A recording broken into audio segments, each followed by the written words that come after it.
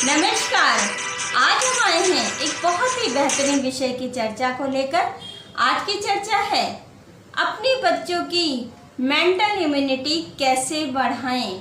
जी हाँ, अक्सर आपने भी ऐसा देखा होगा कि हम लोग अपने बच्चों की फिजिकल हेल्थ, फिजिकल इम्यूनिटी पर बहुत ज़्यादा ध्यान देते हैं। उन्हें बहुत अच्छी डाइट देते हैं, उन्हें बैलेंस डाइट देते हैं।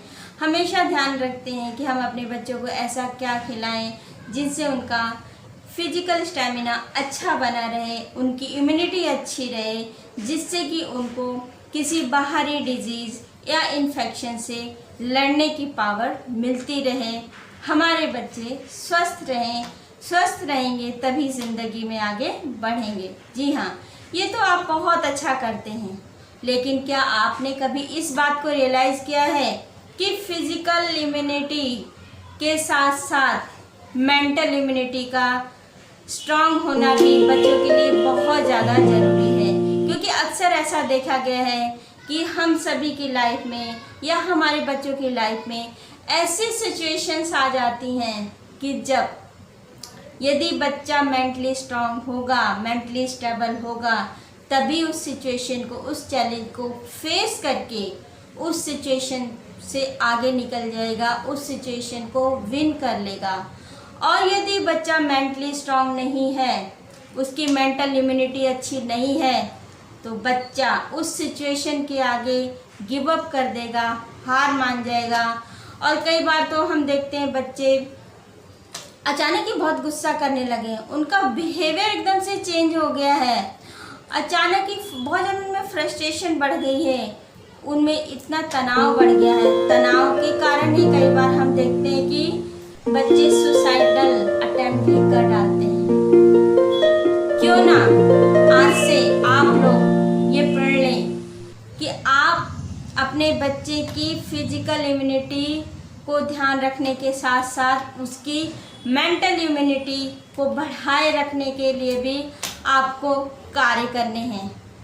अब आप ये पूछेंगे कि मेंटल इम्यूनिटी बढ़ेगी कैसे? जी हाँ, मेंटल इम्यूनिटी को बढ़ाने के लिए आपको अपने बच्चों को शुरू से ही कुछ इस तरह की मॉरल एजुकेशन देनी है। उनको जब वो बच्चे छोटे होते हैं तो उनको इस तरह की स्टोरीज सुनानी है कि इस तरह की सिचुएशन आने पर स्टोरी का कोई भी कैरेक्टर आप लेके देख सकते हो कि उसने इस तरह से इस चैलेंज को फेस किया, नेवर गिव अप किया और वो आगे बढ़ता गया और ज़िंदगी में कामयाब रहा।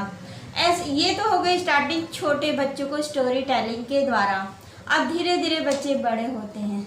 अब आप अपने आप को उनका रोल मॉडल बनाइए और बच्चों के साथ एक क्वालिटी फैमिली टाइम ज़रूर सेट कीजिए, जिसमें आप बैठकर बच्चों से उनकी पूरे दिन की हुई बातों के बारे में जानें और जहां आपको लगे यहाँ आपकी एक गाइडेंस की ज़रूरत है, बच्चे को गाइडेंस दें, बच्चे को सपोर्ट दें और हमेशा बच्चे को ये याद दिलाते रहें कि बच्चे आप जैसे भी हो, आप बहुत अच्छे हो और आपके साथ हम हर हालत में साथ खड़े हैं।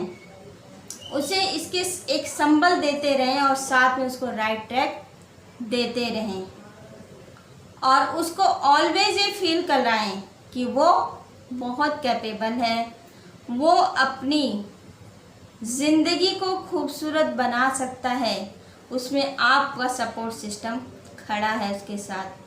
और साथ में बच्चे को मेडिटेशन या आप खुद भी कुछ इस तरह की एसोसिएशन ज्वाइन कीजिए जहाँ की माइंड पावर के ऊपर वर्क होता है।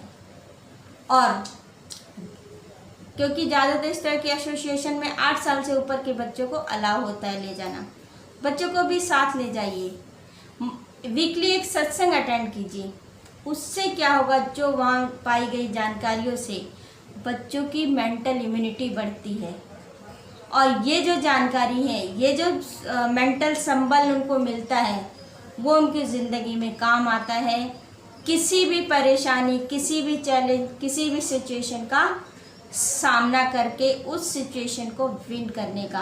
तो अब निर्णय आपका है कि आप अपने बच्चे की मेंटल इम्यूनिटी बढ़ाकर उसे एक विनर बनाना चाहते हैं या फिर मेंटल इम्यूनिटी का ध्यान न रखकर उसको एक लूज़र बनाना चाहते हैं, ये डिसीजन आपका है।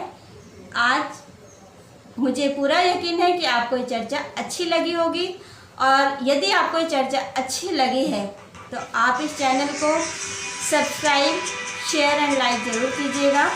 और यदि इसमें कुछ कमियां आपको नज़र आती हैं तो प्लीज़ आप कमेंट बॉक्स में बताइएगा कि नेक्स्ट टाइम में आप किस विषय पर नई चर्चा को चाहेंगे, कि किस विषय पर ये चर्चा की जाए। आज के लिए इतना ही। नमस्कार।